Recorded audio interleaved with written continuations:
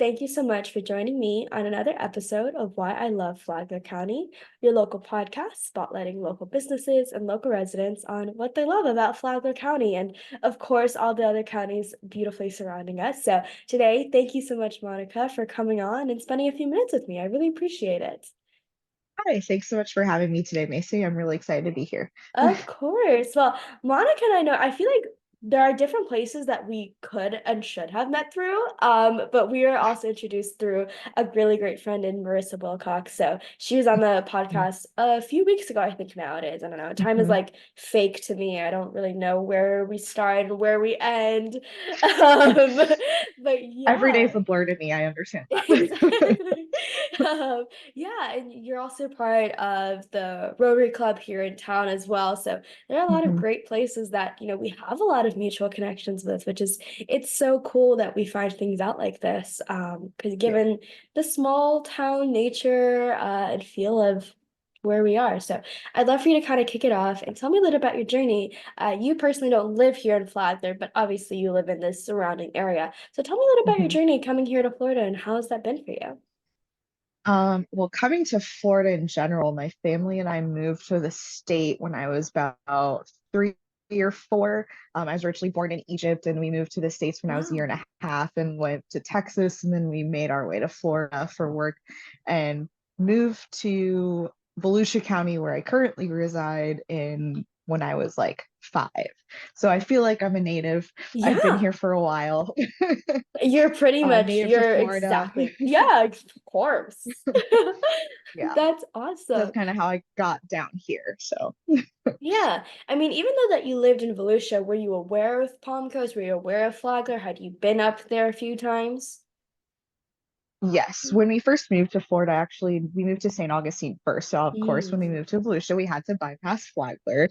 But growing up, I had a friend from church who actually lived in Palm Coast, and they drove to Daytona for church. So that's kind of where I got familiar with the Palm Coast area. And then it wasn't really until I was older and working in a career that I actually got more involved in the Flagler County area up until then. And, of Hmm. course, like growing up in high school, college, we'd sometimes go up to like European Village and things like that to go out for dinner, enjoy some of the different sceneries out there. I love going to Washington Oak State Park. That's what it is. Yes. Yeah, it's beautiful up there for sure. Mhm. Yeah, the reason I ask is because I've actually had a few like Florida natives on the podcast and like, yeah, I lived up in Jacksonville.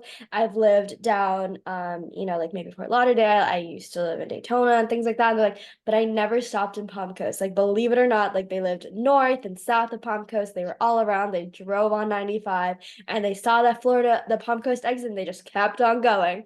It's really fun to hear, yeah, kind of how people discover Palm Coast, which is the Mhm. ways a lot of people put it. It's like, yeah, it's a funny story. Like, this is how we found it. This is how we found out it exists. And I think everyone has their own little story, even if, they've been in Volusia as long as you have. So that's really cool. Um, I'm sure you've seen not only Palm Coast, but also Volusia. The growth has been pretty dramatic in the past, maybe 15, 10 years. Oh, absolutely. Like, especially in the Palm Coast area, just within the last 5 years, to be honest, Right. like growing up, everyone wouldn't think anything about Palm Coast. And that's why so many resources that were based in Volusia County would extend their services to Flagler because nothing was out there. And now, within the past 5 years, like, it's been absolutely amazing to see the growth that that county has had, whether it's in Palm Coast or Flagler Beach or in Benell or wherever it is in that county. You know, there's so many more businesses coming into the area, more houses being built, more residents moving to that area. And it's such a beautiful town. And I love that about it. Like, it's just you have a small community vibe to it, even though the span of Flagler County is fairly large. Yeah. Like the actual like space that the county expands to is large, but the community feels so small and tight knit. And I love that. Yeah. Oh, that's so great to hear. And I mean, I've only been here about 2 years, but pretty much everyone that I've talked to have been here longer than me. They're like, yeah, at least, especially since COVID, it's completely transformed, which is great to hear for people who are new like Mhm. me. And that's what brought us here. And even in the past 2 years, I mean, I've seen so much growth, and there are so many people who have been here not as long as me. And I'm like, oh, that's crazy. Like I feel like I was the newest person when I moved here. But since I moved here, there are people like, yeah, I've only been here 4 months, 5 months, 6 months. I'm like, that's Hmm. crazy. But that's awesome that, they're here with us now. Talking a little bit about your business. So you do photography. Tell me a little about how Hmm. you got into that, and then how did you get, because I know photography is one of those things that can stay a hobby, but that's of course your business. What was that kind of transition like for you as well? I love that question. I always love getting to tell this story. Well, I started photography, yes, as a hobby in like high school. I started with taking a film class in high school, and then I went to college. I was an art history major. So I of course always wanted to work in like a museum, working in the art industry. That's always been my passion. And so of course we had to take some studio classes as an art history major just so we can like understand the process when we're talking about art, and everything. So I took photography classes, of course, because I had already started with that, and I just kept continuing it as a hobby. And then about almost 5 years ago, I think I'm at like 4.5 now, I started to become very active in the running community here in town because I love to run. It's my favorite sport, favorite physical activity. And then I Nice. also joined CrossFit along with it to help do some strength training for running and everything. And then the gym owner for CrossFit saw that I do photography. So they were like, hey, do you want to come photograph at the gym? I was like, sure, I'll give it a shot. I've never shot CrossFit before. I've shot sports here and there in college for the school newspaper and things like that, but never CrossFit. It was something completely different. And then I fell in love with photographing CrossFit. And then I also got into photographing races in town. So I'm always at like majority of the 5Ks and half marathons that are in town and Oh, photographing those, working as a contractor for another photographer for that. And then from there, so 2 years ago in April I officially decided to make it a business. I just kept seeing people reaching out to me and asking me to photograph CrossFit or photographing running. So it officially became a small business. And then last year, a year, about a half a year ago now, I decided to take the plunge and focus on the business. And that's what I'm doing now full time, which is amazing. And the support that I've had from people has been phenomenal, from just friends, family, them referring me to other people, which has also come into play how I'm so active in Flagler County because, you know, through a previous job, I got involved with Rotary Club, and then I decided to focus on the photography business. Well, I was already kind of connected in there, so I stayed up there, and now my business is thriving up there as well and serving both Volusia and Flagler County, and I absolutely love that. So that's kind of like the journey of how that all started. that's awesome. I mean, I'm not a photographer, but I did take a few photography classes as a kid, so I know that I hope everyone knows that listening as well. Like photography is not easy, especially when it's active people running. It's like you have to photograph them at a good time so that they look good, because otherwise it's so Mhm. easy that your face, like I don't want to like even show what it could look like as an expression, because I feel like I'm just gonna put myself in a hole that I don't want to go down. Like it's so easy for like you just take a bunch of photos and people think that's like all it is. It's like you just take a bunch Mhm. of photos and then it's good. It's like, yeah, these are good. It's like, no, until you get like you see real photography, like Monica's like, like, okay, that's that's why she's the best, and that's why it's her profession. So what kind of photography do you do now, and how can people reach out to learn a little bit more? So my main focus is still sports with running, CrossFit, and now rock climbing as well, because I'm also a Ooh, rock climber. So I've started nice. to also photograph at the climbing gyms in town. But aside from that, I do a lot of, special events. So for example, Flagler County Education Foundation, you will pretty much see me at all of their events, capturing those awesome fundraisers that they have. And so events and then family portraits as well. And I'm currently developing my real estate photography package. So you'll start seeing me advertising that a little bit more too, Nice. and everything. So I dabble a little bit into everything, not super heavy on the wedding industry.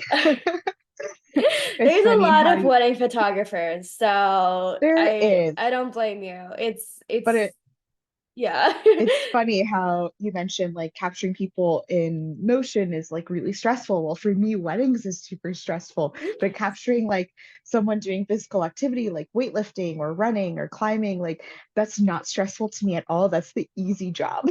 Right. I'm like, oh, I can do that in my sleep. Whereas like tell me to go capture a wedding, I'm like, oh my God, this is stressful.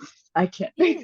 It's so It's so interesting. funny. Yeah, that's so funny, but that's also really interesting. Obviously, as someone who's not like a photographer like you are, I have like very basic understanding of photography. But it's really interesting. I had another photographer on the podcast a little while ago, and she was kind of talking about that as well, as she loves photographing. Like she has her daughter's on the swim team, so she does her daughter for the swim team, but also she really loves doing like animals and stuff like that and Mhm. butterflies and things like that. And she Oh, loves that that is they tough. move. Yeah, but she loves that part. She's like, but if like headshots, she's like, I don't really like those as much. I don't like when people are still. She's like, that stresses me out. And it's super cool. Like obviously someone who doesn't have as much photography knowledge, it's like, yeah, well, like one photo is the same. Like taking one subject, it's the same as another subject.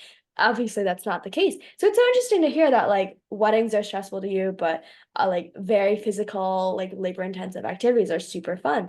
Yeah. Obviously I don't know the innate difference and maybe you might not be able to explain it because it's I feel like that's one of those things where it's like this is just easier for me because I love it like this and this is how I've been Yeah. there, done that, I know what it's like. So that it's super cool for you to say that.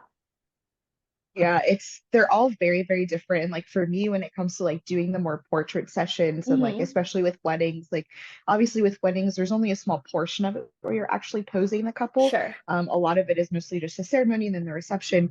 But it's just like, sometimes if you don't capture the most epic moment during the ceremony, it's a little depressing and you can't really Yeah. redo that moment, which is Yeah. funny because it's the same exact thing in sports. If you don't capture that very epic moment, like it's very sad and depressing as well. But it's like, you know, I don't know why I don't feel as stressed with the sports side than I am with the wedding side, even though they are fairly similar.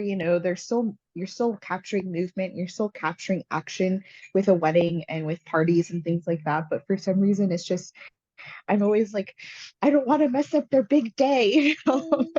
I That's kind of understand. like my perspective, but it's like, Yeah. It's I a have big friends, responsibility.